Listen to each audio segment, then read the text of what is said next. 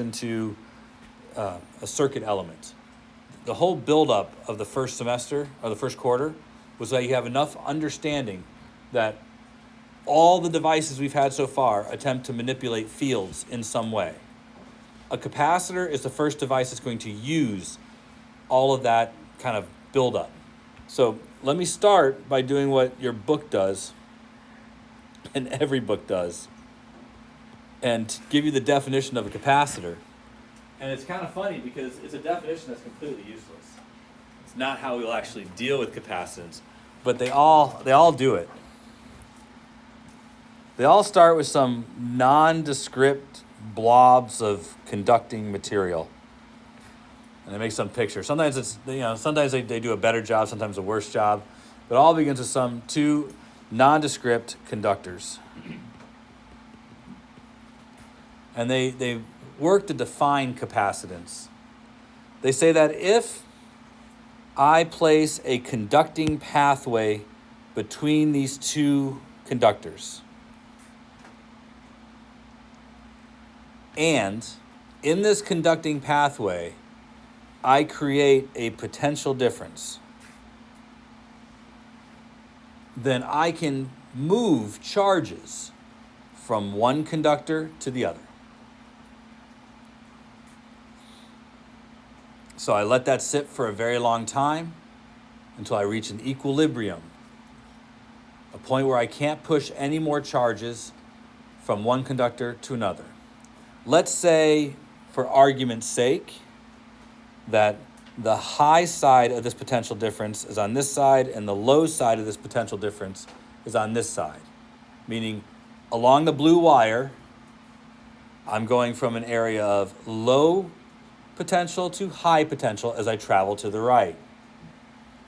I'm saying that because positive charges go against the direction of the potential. So I am trying to create a conductor on this side that will be positively charged by moving charges to this side, making it negatively charged. We could say that the positive charges moved from the area of high potential to low potential. But we know what actually happened is the negative charges moved, because they're the only thing that actually moves. So when I'm done, I will have a negatively charged side and a positively charged side. And they will be equal and opposite, because for every one charge moved, I create this this difference in charge. So I have to account for all the charges. A term that's going to come up repeatedly this year is that there's a law called conservation of charge. In a system like this, we have to account for all of the charges. So if I take an electron from one side and move it to the other, I create an equal amount of positive charge and negative charge at the same time. Now, after I've waited a long time, I can remove this wire. And I will create some kind of electric field between these two.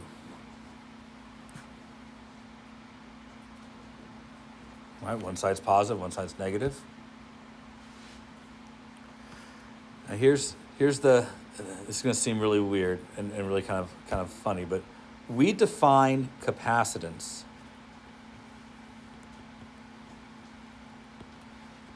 as the amount of charge moved per unit volt. We define capacitance as the amount of charge moved per unit volt. Now, I want to be really careful here. One plate is negatively charged, one plate is positively charged, but the amount of charge moved is one number. It's not the total charge on both plates, which is 0. Does everyone understand? Charges were moved from one plate to the other. That's what this is about. This becomes the charge on the capacitor, capital Q. I'm purposely using capital Q in all places here to say it's the same value. The charge moved was positive Q on one side and negative Q on the other. but it was one amount of charge that was moved from one piece of metal to the next. The applied voltage is what caused those charges to move. So I want you to think about what this ratio really is telling us. That there might be some arrangements that when you apply one voltage, you get one amount of charge to move, and when you apply a different voltage, you get a different amount of charge to move. Something with higher capacitance would allow for the movement of more charge under the same voltage. Yeah. In charges, general positive and negative, like it doesn't matter. It matters in that negative charges were moved in this circumstance, but the total charge will create a positive side and a negative side. Yes, sir. So capacitance kind of seems like a rate. So do they make batteries last longer by lowering the capacitance? All right, so I agree with you. Capacitance sounds like a rate, but it's not. It would be more like a bucket, which I know sounds kind of silly, but a capacitor stores charge. You would use it, you can use it, I won't say would, you could use it in line with a battery, so that if the demand of a circuit suddenly required more charge than the battery could deliver, it could pull it out of a capacitor. That is one use of a capacitor, to have a set of stored charge in the ready for when there was peak demand. There are other uses too. But right now I really haven't talked about what their use is, but I don't want you to think of it as a rate. We didn't talk about how long it took to charge this capacitor, and that's actually a thing later. So what I would like you to think about it is that you might not know it now, because I haven't said anything, but there might be a way to arrange these two conductors so that when I apply that voltage, more charges are moved, meaning make the capacitance greater by arranging the conductors better. Right now, I just took any two pieces of metal. Instead, if I apply a potential difference across them, a battery, I can cause charges to move from one to the other. If I want to enhance this somehow, I might be able to get more charges to move. Now, the question that you should be forming in your mind is, who cares? Why? And here's the real answer. Capacitors are interesting in that once I've created a separation of charge, I've also at the same time created a potential difference, right? There's an electric field here. Because there's an electric field, there must be a potential difference. And there must therefore be a value of the potential difference from the negative plate to the positive plate. And we know that has to be true because we applied a potential difference to get the charges to move. But what you might not know is that you could then grab your conducting wire, put a switch in the middle of it, and your widget, your box, something that could use charge to do something. There's any number of things that you can get charges to do.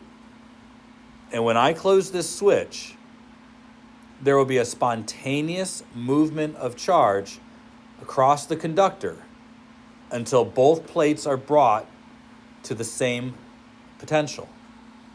Basically, the charges will move to equalize. And while those charges are moving, you can use that moving charge to deliver energy. Yeah? How does the energy element move from the capacitor to like another part of the... Well, the simple answer is all those electrons are all repelling each other. Right. Well, you give them a chance to move to some place where there's positive charge, then just opposites attract and like charges repel. Those electrons will be pushed through the wire by that pressure. And it's not a real pressure, but there's definitely a force on those charged particles. That force exists as long as there's an electric field. And that electric field will exist as long as there's a potential difference between the plates. Does that make sense? Yeah. Now, you could do something as stupid as put a piece of metal in there that gets hot when charges passes through it. When the charges pass through it, the metal gets hot, the hot piece of metal glows.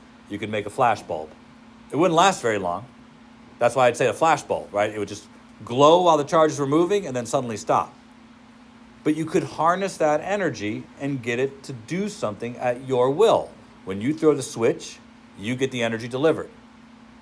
Now, I know it sounds a little pedestrian, and I don't mean it to be, capacitors have a lot of uses that we're going to develop, but the best part about discussing capacitors with you is that you have all the terminology now to understand what a capacitor can do. We've talked about electric fields, we've talked about electric potential, and we've talked about how conductors operate. I see your hand, put it down. What I want you to put in your notes right now is that capacitors store energy. They store electrical energy.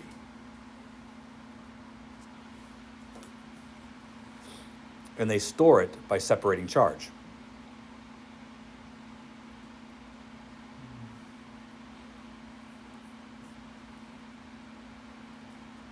The reason this is important, capacitors store energy, they store electrical energy. They do so by storing charge. The reason there's real value here and why I've talked about this for 10 minutes is because you can carry a capacitor around in your pocket. They're small. It's the amount of energy we're talking about here can be huge, but the device that stores it is small. If you wanted an equivalent amount of gravitational potential energy, you would have to carry around heavy rocks and lift them up high someplace. But since you get to choose where the high potential side and the low potential side is, and since a capacitor itself is creating the mountain upon which you would place your heavy object so they could fall down, the capacitor itself carries with it the whole package.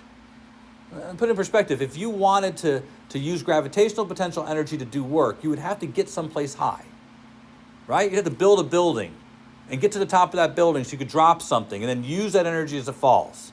You have to lift a sledgehammer and then drop the sledge down so you could hit something when it falls and use that force for work. This is how or you'd have to have the water already high so it could fall over the paddle wheel and then spin the wheel to crush the grain. But you would already have to have someplace high and someplace low. But a capacitor brings with it the low and the high point with you wherever you go. They're small. A capacitor can be the size of, well, quite literally the head of your pencil, and figuratively as big as a room. There's capacitors in Juneau, Alaska, that can power the whole city for several minutes when they lose power. And there's also capacitors at every single junction station here to provide current if there's an interruption. Florida has lots of them. They use capacitive substations for this purpose. But also, it's something you can fit in your pocket and store as energy. Now, capacitors have limits to the way in which they can be used for energy storage. Batteries can last longer than capacitors for sure. But capacitors have some significant advantages as an energy storage medium. The first one being they're super cheap and easy to produce. Your first capacitor you're going to produce on Friday. It's real simple, just 2 sheets of aluminum foil. That's all it takes to create a capacitor. Now, mind you, as capacitors go, it won't have very much capacity or capacitance. It won't store very much charge. But to have a grand perspective on it, I have a box of capacitors in the back that can store enough charge to stop your heart. And together, 3 of them could restart your car. And they're small enough to fit in the palm of your hand. You go on Amazon right now, you could buy capacitive car starters that once charged, just sit in your trunk until you need to start your car. Dead battery. And they will stay charged almost indefinitely once you separate the charges. Now, I want to prepare something, but Jeremy had a question, Oliver has a question, so you may ask while I'm preparing something. Does a capacitor discharge when it's connected to each other? In your example, when you flip the switch, will it discharge instantly and be done, or can it discharge over time? Well, that's similar to the question that Oliver asked earlier. And I will say that the conditions upon which a capacitor will discharge largely depend on what you're pushing those electrons through. So you can be in control of how long it takes a capacitor to discharge by making decisions about what you would connect between the 2 plates, what it is that you're having those electrons do work on. So some of that control is taken away from you because there are limits to what you can have these electrons do. So I'll say that, yes, you can, it takes time, but you get to make a decision about how long that takes. Oliver? What's the difference between a battery and a capacitor? All right, that's an important question, and I do want to address it. So you guys, in an aside in your notes, you should put this down. The difference between a battery and a capacitor. And I don't know how deep I want to get into this since I'm just introducing the topic. So a battery, because it has an active acid in the battery, there's a pump that is continuously pumping charge to the anode away from the cathode. It's moving electrons from the cathode to the anode the whole time. So it is replacing the missing charges and is attempting to maintain the potential difference between the terminals. That's what a battery is doing. It's trying to make sure all the time that whatever it's rated for, that's the potential difference between the terminals. So a simple AA battery has a slurry in it. It's not a wet cell. It's called a dry cell, but the slurry isn't really dry, but it's not like a pourable liquid. Don't open up your batteries, kids. They're dangerous inside. But that acid is acting on the metals continuously while it's trying to separate the charges. It will attempt to maintain this potential difference of 1.5 volts for as long as it has acid. A capacitor, I could charge a capacitor to have a potential difference of 1.5 volts. I could do so. And if I knew the capacitance of the capacitor, then by just looking at this relationship, I could solve this for voltage, because I haven't said this yet, but capacitance is defined by the device. Right? It's defined by the device. It's how much charge you get per voltage. So once I create a capacitor, it has a fixed capacitance. This number stays the same. If I conduct charges by putting a pathway between these two, charges are going to flow between the two pieces of metal. The moment the charge begins to drop, meaning the moment one electron goes from the negative side to the positive side, the voltage changes immediately.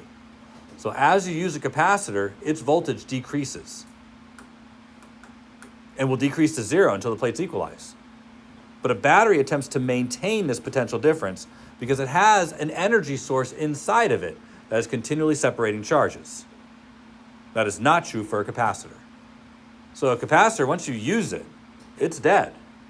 It doesn't have something that is maintaining this potential.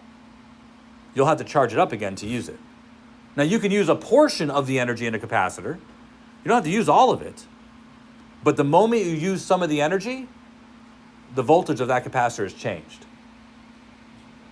Right? Because you've moved some of the charges. All right, so at least accomplish something a little bit more. Definition, right there. You have that definition in your notes, right? Yep. That is a coulomb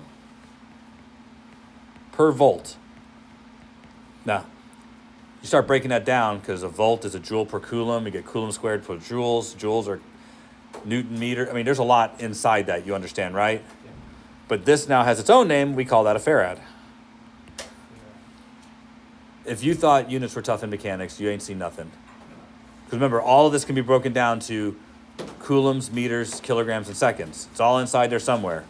So farad is the unit of capacitance. So that's what